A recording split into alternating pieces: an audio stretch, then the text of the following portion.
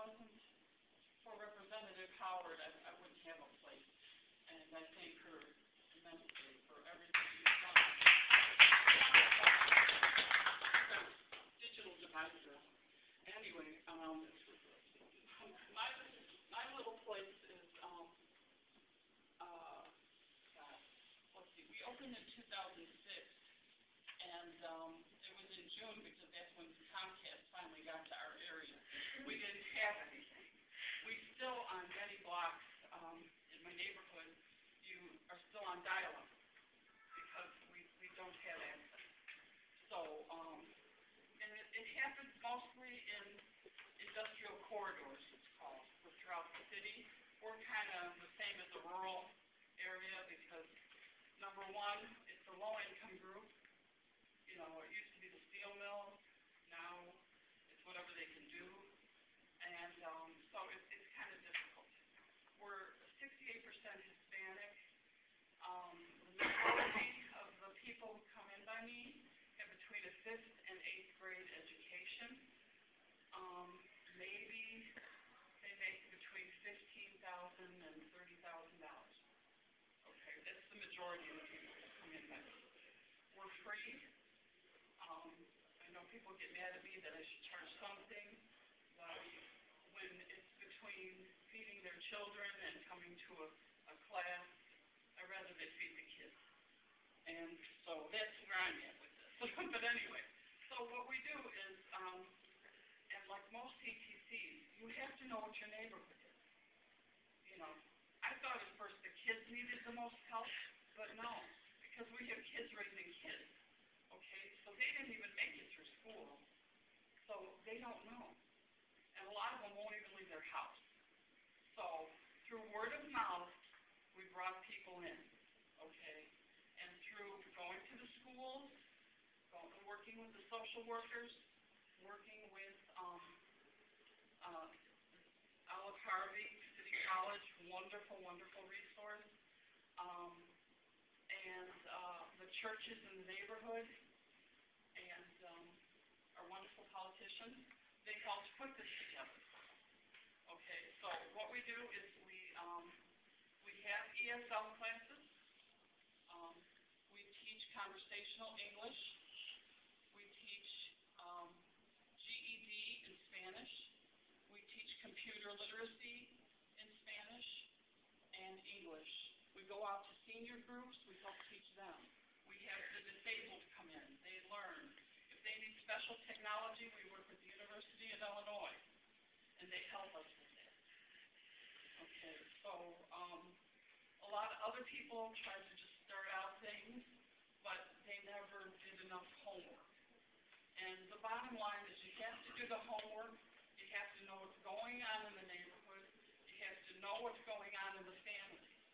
A lot of the families, and this is not a rare moment, the husband will come in and drag the woman out of the class. Okay.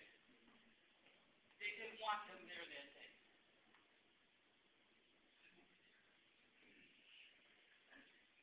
Anyway, so I mean, that's the kind of things that can happen in a day. You just don't know how it's going to play out sometimes.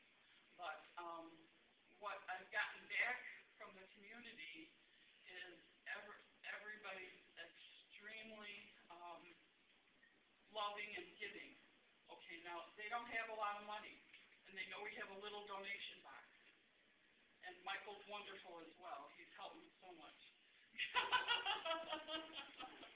I just want to acknowledge you because it's true, you know. And yeah, he's helped me out a lot. He's taken me to a lot of things, and he's worked out things. And you need people like that. You need your network. You must network. You must talk to as many people as you can. You must form alliances with many different types of people. I don't care if you like them or not. If they can help your situation, you must work with them.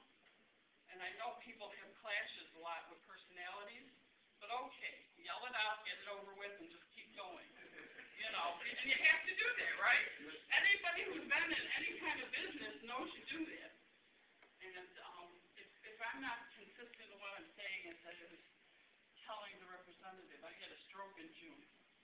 So I'm trying to keep things in place. But if I don't, just say, hey, you're up. You know, talk about this.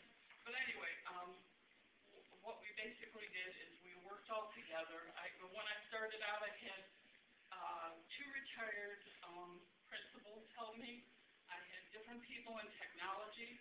I've been in technology for 30 years. And I had other people in graphics. I had graphic designers. I had photographers. I had all different types of people, you know, with different views. Then, once I had their views on what to do, I went to the community and see what it needed. Because I started out with the Black Data Processing Association. I was doing things at Tilton Elementary School on the west side. Okay. Louis Rosenthal was the Vice President of Technology for LaSalle Banks, ABN AMRO.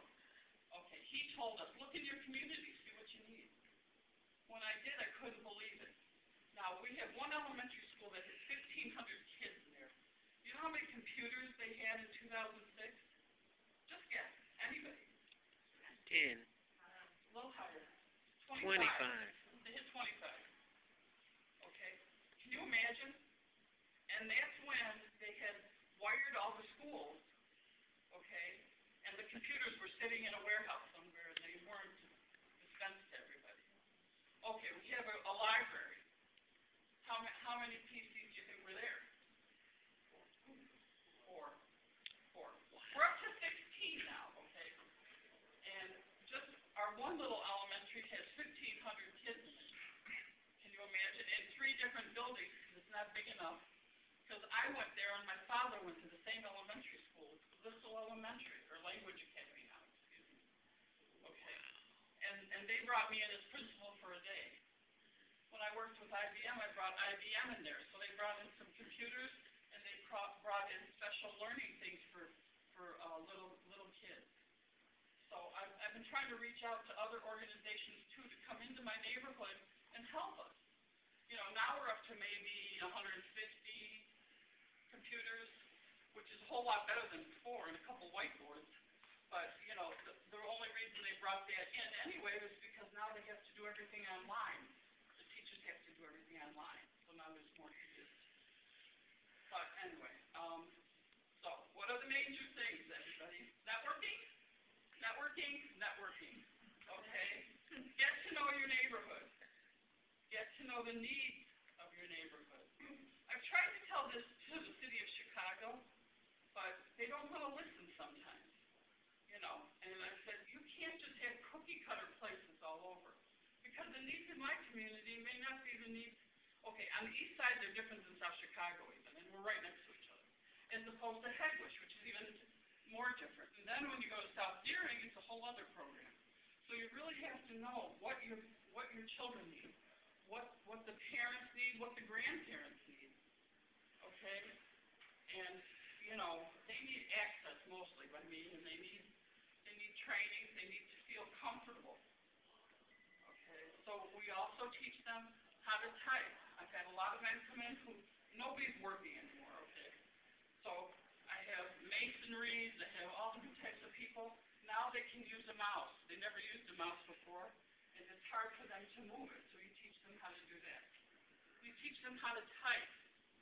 You know, and all these functions are on the internet. And then another wonderful resource besides the beehive.org, which is wonderful, right? It's an excellent resource, especially if you're starting a business or you need homework to do your kids and a lot of other things. It's really great. It's GCSLearnFree.org. What it is, it's Goodwill Industries has free everything. You can learn any version of Microsoft Office. They have, you know, how to use your money, how to start a business, how to do a resume, same thing. They have resume and interviewing and things like that. There's Beehive as well. So these are resources you need to know. SenseLanguage.org or .com. I can't remember. But that'll teach all kinds of typing, gives you typing tests, everything. LearnTheNet.org, I think it is. It's English, Spanish, and French. Okay, so there's a lot have to research, you have to learn. And the city colleges, they use Cambridge, I think it is, to learn English. We also have Rosetta Stones, I mean. So some people, after having classes, and I'll teach conversational English, then they go and sit on Rosetta Stone. So, that's what we've done since 2006. And from the help of our representative. And God love her. Anyway, anybody got any questions real quick? What's the local library called? Monash Library. D-O-C-S. And we're trying to do a family literacy there. We're trying to work with the kids and parents. Can I hear your name Oh, Patty Fisher. and the name of the neighborhood? The neighborhood's the east side, and we're Knowledge Hookup. And we're knowledgehookup.org. So if you want to go look it up and see kind of what my group looks like, it's out there. And your name again? Patty Fisher. Come on, Tom. I got to go. Oh, okay. Okay. Are you supposed to know over? Yes, ma'am, I know. A lot of people from Oakland come by me. They come all the way from, Midway Airport, Crete. People from Indiana come by me, from all the way from Maryville and Cherryville. Most of them are all seniors. Then a lot of parents and grandparents. A lot of grandparents do a lot of things for their kids, for their grandkids. They come and research a lot of things, whether it's math, science. Some of the guys needed to get on a program for Edison, the lineman, so we brought in a math teacher. So we taught them computers, we taught them math, and they were able to get into the apprenticeship program, which took, I think, 2 or 3 years, and then they were making $65,000. Okay? So you have to see what's kind of going on in your neighborhood. I'm sorry, I'm losing it. I can't talk about it. Anyway, if you have any questions, just ask me, okay? Yep. Could you talk a little bit about, you've been in business for several years, could you talk about where you were when you first started, where you are now? Where we were. Oh, water, yes, thank you.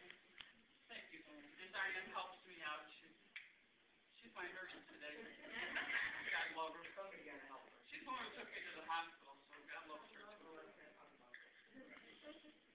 I am alive. Okay, I've been hit by lightning. I've had anaphylactic shock, and I had a stroke in June. So I'm here. Good. Okay, so where did I begin? I don't know what to tell you. Actually, she was there at the beginning, right? She was there in our little place. And it used to be our family tavern, and before that, it actually was the first police station on the east side. So, but that's it. My family came over at the turn of the century. So, but anyhow, we started out with a little group. Basically, and that's when we had the teachers there, we had the social workers there, we had everybody there at the beginning. So we taught our little classes, and then we brought in Olive Harvey, and then they did the other part that was also a necessity for our community. So basically, we're like the only community center, other than the little Headwish Community Center, that doesn't do any of those things. But like we work back and forth. And the same thing with SEDCOM, which is our workforce development people. They send people over by us to learn all these things. And even with the Goodwill thing I told you about, GCF Learn Free, they will accredit you. So if you take your little classes down there, you can look it up. And if you're doing some sort of spreadsheet or this, that, and the other thing, and you can't remember how to do something, if you go out there, you'll find out how